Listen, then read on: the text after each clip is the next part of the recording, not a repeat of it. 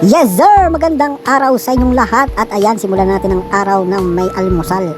Simulan natin ang araw dito sa Welcome Depot para bumili dito sa Pilsage. Dahil medyo mahal doon, dito lang muna tayo sa mura-mura. At bumili na rin tayo ng pintura.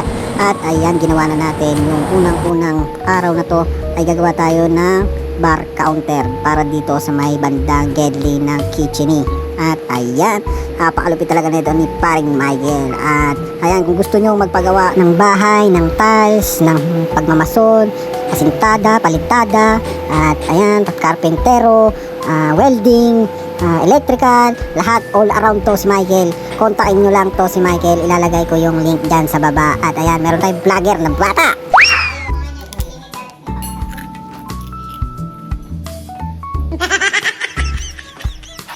So, ayan yung napagdesisyon na natin na i-design dito sa may bar counter. Tapos may dyan, hanging ceiling na may lalabas dyan lights na ilalagay. Basta, yung sukat na yan. Meron tayong pinagayaan na reference, pero yung idea ko pa rin yung nasunod, tsaka yung sukat, yung babagay talaga dyan. Malalaman niyan sa pagkatapos ng ng paggagawa ng bahay na to. So, ito nga pala yung ginawa natin ng Sunday. Nag-grow tayo maghapon. Tapos ito na, pang third day na ngayong week na to. Pang na rin yun, pang-apat na araw. At ayan, pinaliguan muna natin yung mga kaibigan nating anay dahil medyo mabaho na sila. Kailangan na nila ng mag-bath.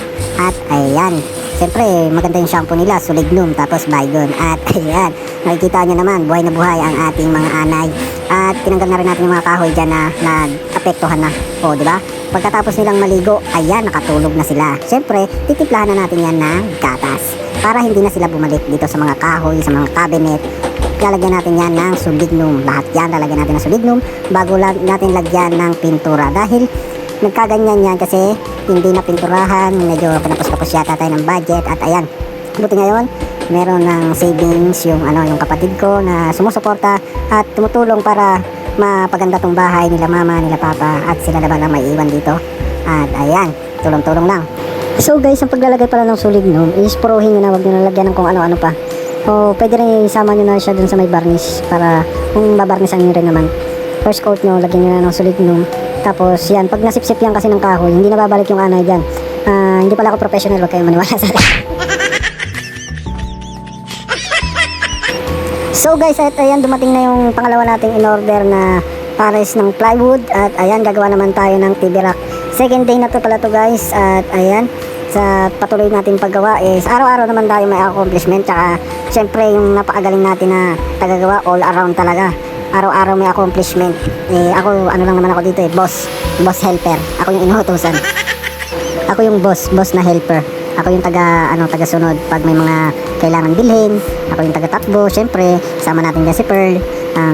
Hindi talaga tayo iniwan nito. Malapit na kasi hindi natin nahulugan. 3 buwan na, malapit na sumuko. At ayan, syempre, gagawa natin ng paraan yan para kasama pa natin na matagal si Pearl. At ayan, takbo muna tayo ng bibili natin. Kasama ang batang makulit. Dami po.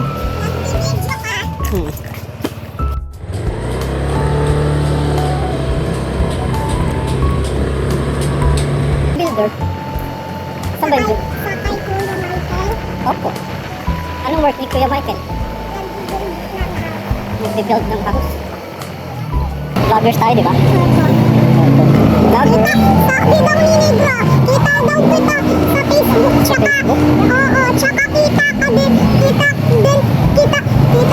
yung dada mo. Dada mo? Magkasama daw kayo. Diba? Dati yun eh.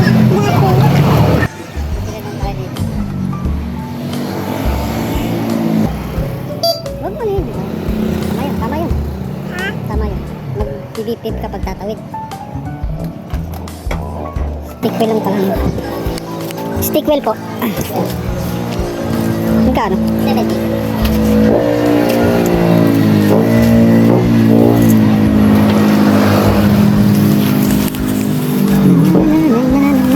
Huwag ka dyan.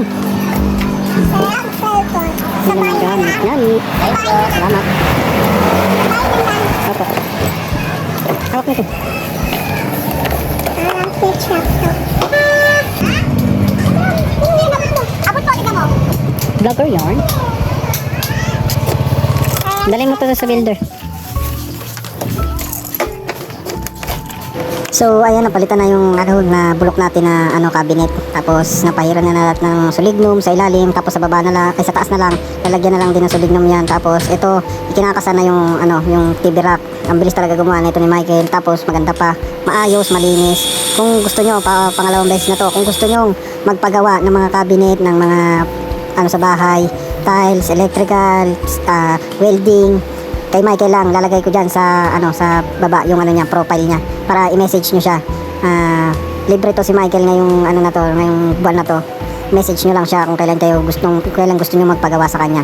At ayan, ito na yung dati nating bahay. Malaki na ang pinagbago. May mga tiles na, may mga nailagay na tayo. Pero mas marami pa tayong gagawin at abangan natin yan. Siya nga pala, naghahanap ulit ako ng tindera dun sa aking sumayan. Sa mga gustong magtinda, malapit lang at wala sanang na alaga. Message nyo lang ako, tsaka sa mga gusto magpa-schedule lang ng tato. Habang nandito pa ako, just direct message lang kay Tattoo Art Gallery or sa aking main account na ito, Clay Tats. Maraming salamat sa panonood. Hanggang sa muli.